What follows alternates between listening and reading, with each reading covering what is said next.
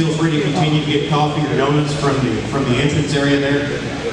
Good morning to all of you and welcome to the 13th annual TAWC Field Day. We're pleased to see you all this morning. My name is Rudy Ritz. I'm from Texas Tech University, Department of Agricultural Education and Communications, and I'm pleased to serve as your MC this morning to help facilitate our guest presenters.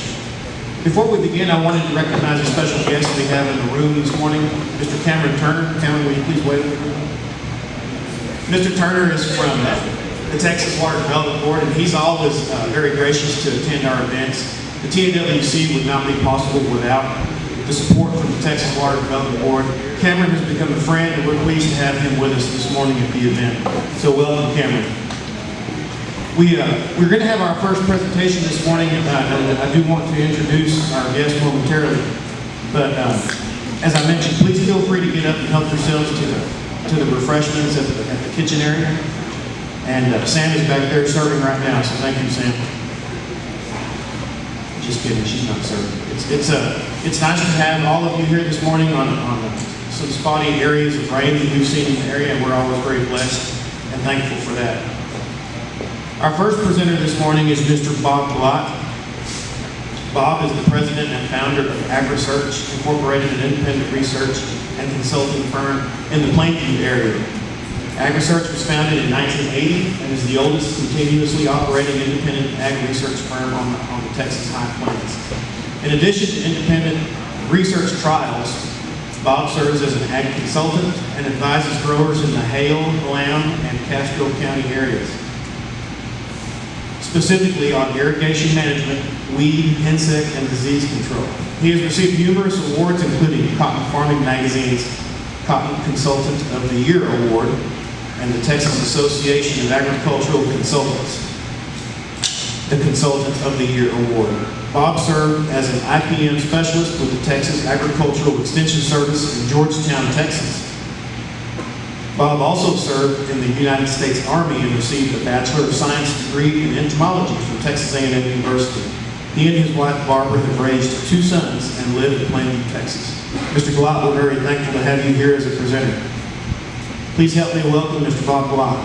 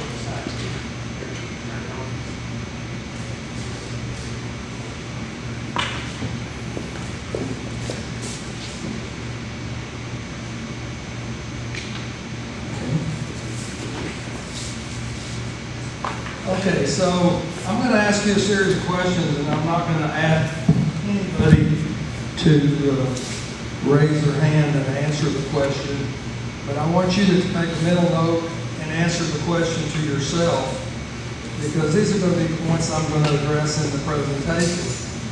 And so when you begin a new crop year, do you base yield expectations on previous year's yield results, or base those expectations on how much water you have to irrigate? Those are 2 different things. They're not the same. Do you vary your irrigation rates based on the growth stage of the crop? Or do you just kind of put the same amount, get the pivot going and put the same amount every time you irrigate? And the last is to set achievable yield goals. That goes back to the first question: are your yield goals based on historical averages, or your yield goals is based on what you can realistically make with X number of inches of water? And the two are different. If you're basing it on historical data, you're going to have a high one year and a low the next year, a high one year, middle the next year. Completely a different situation. I want you to start thinking about a specific yield goal with a specific amount of water and a specific strategy used to achieve that yield goal. Or do you overplant and hope for rain? There's actually not a problem with this strategy if you irrigate based on a strategic, specified method, and you're able to know where you are in relationship to crop demand and how much that rain meets that demand on that overplant. And so I want to talk about that today too. You know, when you think about it, every decision we make or every plan we seek to implement in one way or another is affected by water. Weed control, the weeds too dry? Are they stressing? Is our fertilizer being incorporated in the water? Did an insect, did a rain wash off, or irrigation wash off an insecticide treatment? How much yield can we make is affected by water? Even what varieties we plant, the water is going to be, how those varieties respond to water is going to be a decision factor we have to look at. But you know, really, I sometimes wonder, even though water is the most single limiting factor, do we put water at number one in planning all our other operations on that farm? And I think oftentimes we may not. So when we go into priorities and planning, I believe that an irrigation strategy should be developed before you apply fertilizers, before you purchase seed. If you know how much your capacity to irrigate is, you ought to be able to develop a specific strategy on how you're going to irrigate that land, whether it be part cotton, part corn, part sorghum, part cotton, all cotton, some of it irrigated one way and some of it irrigated the other. And I feel really strong about this because if you irrigate based on a strategy, your yields are going to be more predictable from year to year. You're going to be able to take those yields based on your strategy of 30%, 40, 50% of PET, and you're going to be able to say, that's the yield I can attain with the water I have. The next thing is develop realistic yield goals with irrigation strategies that will achieve those goals. I think that we can all learn more about cotton varieties and how they will perform based on the water regime that you're irrigating in. All the seed companies now are testing their varieties in different water regimes. A variety that is planted on a field that's being irrigated at 80% of PET and making 4 bales per acre is not going to be as good a variety, or it's possible that it's not going to be as good a variety if it were irrigated under less water. And so, how do we pick varieties? We go out and how do a lot of these companies put their trials out? They go out and they find the guy that makes the highest yield and plant all their varieties there, and you look at the results, and he's watering that cotton variety at 70, 80% of PET. You've only got 30% of PET water, and you make your decision to select a variety based on water you don't have. All these seed companies, every one of them, are managing cotton plots based on different levels of PET. You can get this information.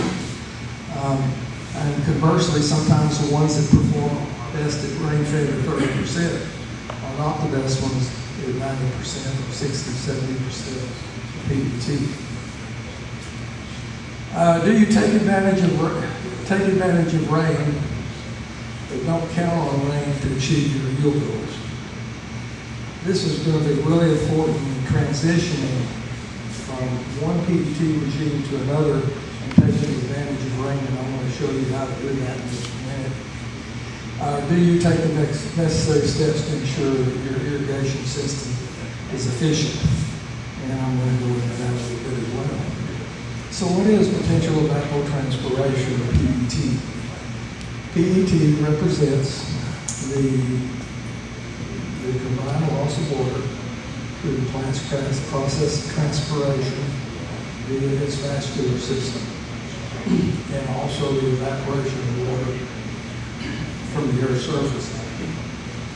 We're really lucky because the experiment station, or some of the scientists at the experiment station, developed PET together. They're all mathematical formulas directly for this area. Dr. Dan Creed was very instrumental in doing it. And the project went along for a few years and we kind of lost some support, and Texas Alliance of Water Conservation picked this program up. And so you can now find all your PET information on the TAWC website. It's the only one in the country, and I know a lot of consultants from different areas, and they always ask me, how do you use this PET network? It's something I think that is undertaken advantage of. So really PET values indicate the amount of water that has been lost and thus the needs that needs to be replaced through rainfall irrigation. It just basically gives you a simple relationship of how much the crop is using, how much is evaporating, and how much it needs to be replaced. Using PET data to make irrigation management decisions is a reliable way to ensure consistent yield goals without wasting water. I'm going to show you some yield relationships in a minute between PET, TAWCsolutions.org. And that's where you can go and get information on PET. It's a pretty simple program to use, and if you have problems, getting logged on or figuring out how to use it, there's people within this group that can help you do that. So anybody with TAWC, would you raise your hand if you're interested today? You can talk to any of these folks about how to get logged on in this program. Really a good program, and it's free. So irrigation strategy should be really developed as a planning preparation purpose, and should be based on the capacity to irrigate. So I talked a little bit about yields, and we asked you how you develop your yield goals, or your yield goals based on previous irrigation, or previous year's results, or are they based on your capacity to irrigate? These yield goals are based on the specific value of potential evapotranspiration. And what's really neat about this is if you really get to looking at this year after year after year, if you apply the same amount of water in relationship to growth stage and the length of time the cotton's been in the ground and how hot it is, you're going to probably come up with yields closer than you will if you just water really put on water when you have it or whatever. But the one variable that you're eliminating is water. It's the same. If you water 30% PET, I don't care if it's a hot year or dry year, that tends to make these yields more predictable. And I'm not going to say that, you may have some sandy soil, these differences will be a little bit different. But we have a rain fed, I picked 3 years, and those years represent a year with less than normal rainfall, one with a little bit over normal rainfall, and one with normal rainfall. And these had 7 varieties this year, 8 and 12. Some of these varieties were pretty drought tolerant, so to speak, pretty water efficient, some of them weren't. And so it tended to average the yield numbers down. And then the rain-fed regime is not really dry. I need you to understand that. We have to keep the cotton alive up to flower, and then we cut the water off of it, and then the rainfall supports that crop for the rest of the year. So this is not totally dry. but we achieved 570 pounds in the rainfall, rain-fed regime. And a 30% PET regime was 897 pounds. And if you would write these down, because I'm going to show you some charts later, you're going to probably want to do the math and say, oh, I'm going to see if he's making this stuff up. But it does work out. And then the 60% is $12.95, and then the 90% came up at $14.81. You notice there's not a big difference between the 60 and the 90 because once you get to 90% PET, you actually become inefficient. You put on so much water that you're not getting those pounds of increase proportionally as you would less. Put on less. 70% PET is about, in my opinion, about as high as you want to go. Where you got in an area like this where you got 2,200, 2,300 PET. So 570, 97, 1295, 1481. Okay, if you ever heard me speak before, you hear me harp on this. And the reason with it is it's just a basic fundamental principle that you have to understand. And I ask you if you water, when you irrigate, do you water the same or do you vary your water? And the reason why I ask that is because cotton is planted up until first bloom, the water demand is pretty small. And then when the water going in the cotton goes from first bloom to the first coat, the demand gets to be quite a bit higher. And it can use up to 3,200 of an inch of water per day at that peak demand period. So I want you to write down 3,200. That's going to be peak demand at 100%. If you were to get a 100% PET, you put on 3,200 of an inch a day, or 0.32 times 7 days to how many inches a week.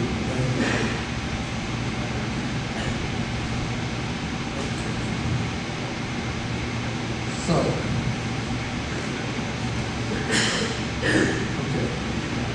so here's how you calculate your ability to irrigate this given percentage of PET.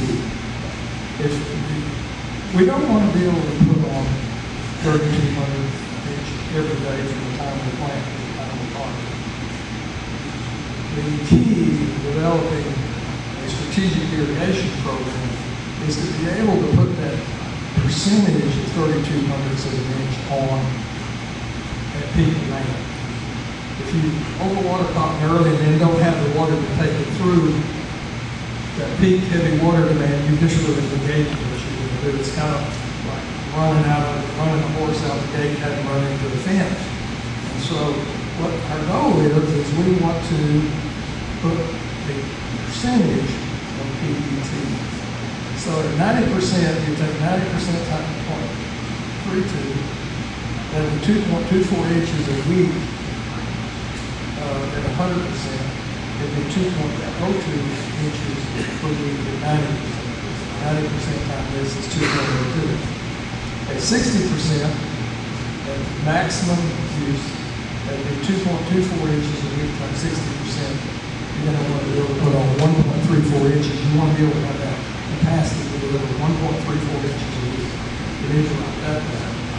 And then at 30% of PET, again, that maximum use is 132. That's 2.24 inches in 7 days. Only 6,700 of an inch a day. I mean a week. Okay. So, as long as water is applied using this systematic approach, the correlation between water and yield is a linear relationship. The more water you put on, the more yield you make. Up to it. But if you put on water willy-nilly, put it on real heavy early, and you cut it off late, it's not a linear relationship. It gets crazy. That's why it's difficult to predict yields from year to year if you're not really following some kind of systematic approach like PET to irrigate. Okay, so There are some basic rules and parameters that you've got to follow to make this system work that I'm going to talk to you about here in a minute. One of them is your irrigation system must be efficient. If your system is only 50% efficient and you're putting on an inch, you're really not getting half an inch on. And a lot of times the value of this all disappears. And so you have to have an efficient system. I'm going to talk about that in a minute. What you're going to do early in the season, remember I showed you this graph that goes up like that. Early in the season, you're going to keep water in the root zone. So you're really not going to irrigate based on PET up until first flower. You're just going to go out there and devote the soil and make sure you've got water in that root zone early in the season. And then after before first flower, you're going to add a little bit extra irrigation water. It's kind of like money in the bank. You're going to draw that out as the season progresses. It also allows a little bit of lag stage. And then in case you get a rain that's surrounding off some soil moisture, you don't want to start with a dry soil profile of flower. And then after you get to that first flower, you irrigate it a consistent percentage of PET, 30% or 60%, 50% PET, whichever regime that you select. I want to talk just a little bit about LEPA and harp on this. I go around the country and I see these broadcast spray systems, and I just can't feel like they understand why we've been so slow to change back to LEPA. A LEPA system is 80% efficient. That means if you put on, an inch of water, you're going to get 8/10 of good out of it. If you put it in broadcast spray, you spread that water over 80 inches instead of 40 inches. It's not going to penetrate into the soil as deeply. It's going to have more water exposed to heat, wind, and your efficiency is going to be around 50%. So you're losing a third of an inch for every inch that you put on. And if you put on 10 inches, that's going to be 3 inches that you're going to lose. My data shows that you can make around 80 to 90 pounds per inch. So if you lost 3 inches, 3 inches times 90 pounds is 270 pounds per inch. The total deal. So those little bitty amounts make a big difference. And so I tried to figure this out. I think, why don't people change? And I think, well, maybe some people don't know that you can actually irrigate broadcast with a LEPA system. And I have a LEPA system on my farm, and I irrigate broadcast when I'm trying to get it up or when I'm incorporating herbicide. So you can't go ahead and irrigate broadcast with a LEPA. There are a few instances where LEPA is not the best system. If you've got crops that are on a slope, you're probably better served broadcast spray, but your efficiency is going down. And I have people tell me, well, I'm going to make great yield for all you irrigate broadcast spray. And I'm not going to talk that to you. You probably are, because you're putting on 30% more water. You have the water to irrigate at 80 or 90% of PET, but you're only getting 60% PET out of it. So, and I've just done this every year, and it just comes up the same every time. It makes a difference to be able to have efficiency. So you have less of that wave loss, the LEPA system pushing water into the profile, and you can use the broadcast spray if you have to. So we're going to take a look at 200 gallons a minute of water, and I want to give you some scenarios this side. So we're going to make this 60% PET, and this is going to be just foul. Then the other option is we're going to say, how many acres can we irrigate at 30% PET, which is 0.67 inches, and we can irrigate 111, and we're going to have a 9-acre foul. Now remember, we're not going to put on 0.67 inches every week. We're only going to be able to put that on when we're in peak demand. So when we track this out and we look at the numbers, I contacted some of my growers and got what their figures were for production costs. And everybody's going to be different, so I don't want to sit here and argue, well, my experience and all this. So it's just, you need to look and see if this works for your operation. I came up with you're going to spend about $2,000 trying to keep fallow weed free. 60% PET at 65 cents a pound. You at 55 acres with a gross you $44,337.80. This 30% PET would have grossed you $64,447.38. When you start irrigating based on PET and you have yield goals you can plug in, you can plant a whole lot better. And so if you look at what the total gross is, potential profit, your gross expense was over $40,000. You have an exposure of a variable cost of barely $28,000, and your profit is right in here.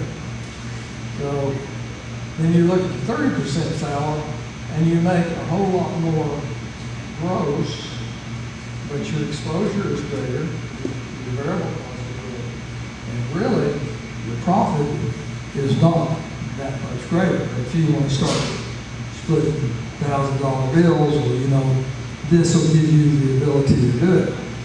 And this has got another point to it that I'm going to take a little bit further. So what we're going to do is take another scenario.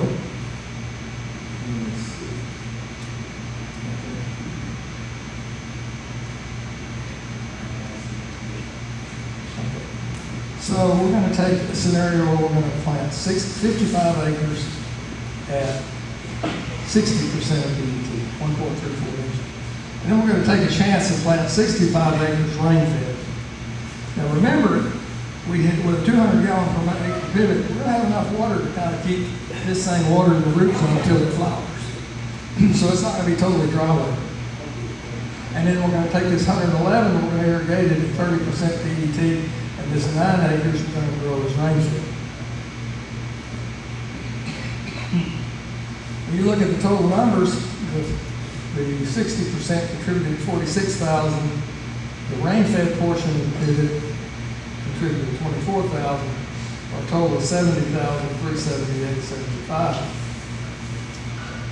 Under the 30% PET on the 111, and then the last 9 acres, it's $68,053. Once again, these were the first two charts that I showed you.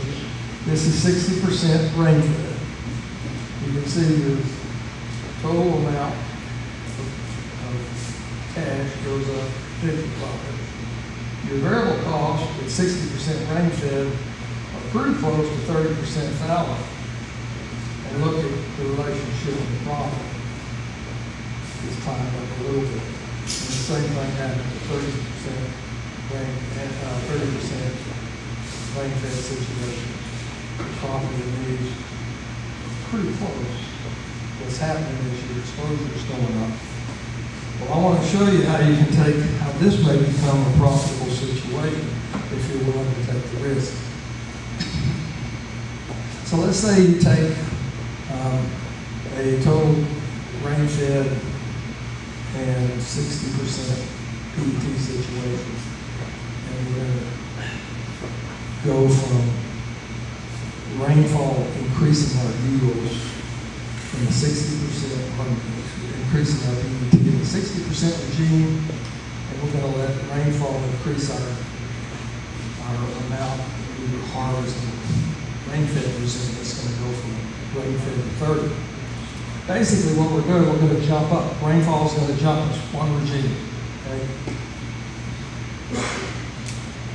So what you have is this would have been the standard 60% rain-fed if you didn't have any increase in rain, if you didn't have rainfall enough to bump you up. But if you go from 60 to 90%, which would be this, based on just rainfall, that would take that from 46,000 to 52,000. But you take this rain-fed from 24,000 to 37,000, and you're looking at going from 70,378.75 to 90,844. Remember, I talked to you about planting and hoping for a rain. The only way that you can track this, the only way that you will know if you're in a position to take advantage of irrigation regime bond based on rainfall is if you're tracking PET. If you didn't have a gas gauge in your pickup, you'd run out of gas several times before you decide I'm just going to start riding the mileage down, and I'm going to know when to get gas. That's all this PET is. It's allowing you to track your total water. So when you look at this other situation, we're going to take the rain-fed right here, and we're going to take the 30% PET. We're going to get them all. Okay, we're going to get some rainfall. This is going to go to 60, and this is going to go to 30. And here's what happened. You go from 64,000 that you could have grossed at 30% of PET, it goes to 60% of PET, and it's 93,000. And then this goes from rain-fed 30%, jumps it up to 5,200. This goes from 98,671.70. If you take my numbers and multiply them by the yields, expectations in acres, you're going to see that all this calculates out. So if you look at all the charts together, this is the last two I showed you. Your total volume goes up. Your expenses, you see, variable costs are pretty much the same because all you've done is allow rainfall to give you a boost in yield. And always remember, when you go from 30 to 60%, that's where the biggest increase occurs. Or when you go from rain-fed to 30, when you go from 60 to 90, you don't have as big a bump. And then these two charts are pretty much the same. As you can see, the 60-30 here is a little bit better than 90-30 in terms of profit.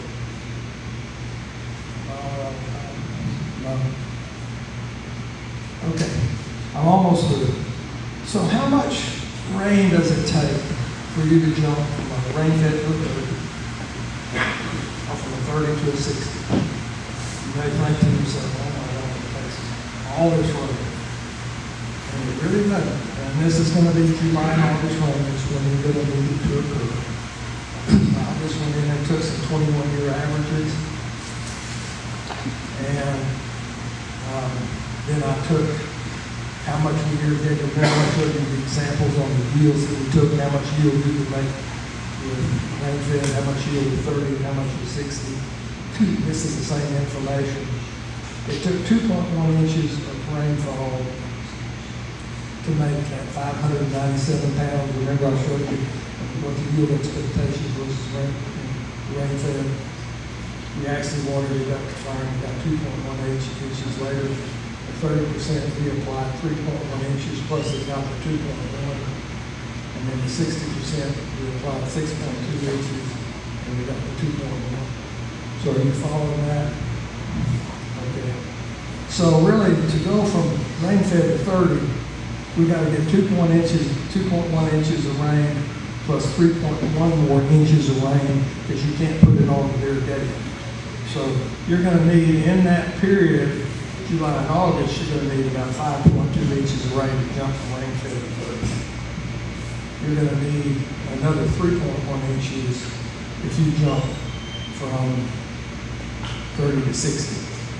And as far as I'm concerned, in 90, I would rather look at jumps from here to here, here to here, here to here. Okay, what is your probability of achieving those yield goals in 21 years? And I just went through the NOAA sites and gathered up rainfall data and figured out when that rainfall occurred. And in 24% of the time, you would receive less than 2.1 inches, which would have been the amount needed to make 597 pounds of the rain-fed. So 25% of the time, things are not going to go your way. This was one of the 25% here. Okay. Greater than 2.1 inches, 76% of the time. So 76% of the time, you're going to at least make yields that I showed you on that chart. You should be able to at least make 597 for rain-fed, whatever it was, 897 for 30%. 1,300 to 60%. So there's your risk. That's pretty good odds, 76%. And in half of the time, you're going to get enough to bump it in irrigation. Really, when you go to look at it that way, it's pretty decent odds. And then 1% of the time, you bump 2 regimes. Very, very good. Okay, why should you learn how to use PET? Because there is no way to know where you are on the yield progression from 8 to 30, 30 to 60, unless you track water demand. There may be some things you can do with that irrigation system is to hedge you a little bit, push you from that 30 to 60, or from that range to 30. But if you don't know where you are, you can't take advantage of it. You can drink your coffee with an iPad in the morning, and you can do a PET bill off of www.agri-search.org. Write it on a big chief tablet, carry it around in your paper. It's just as simple as that. Such a good technique.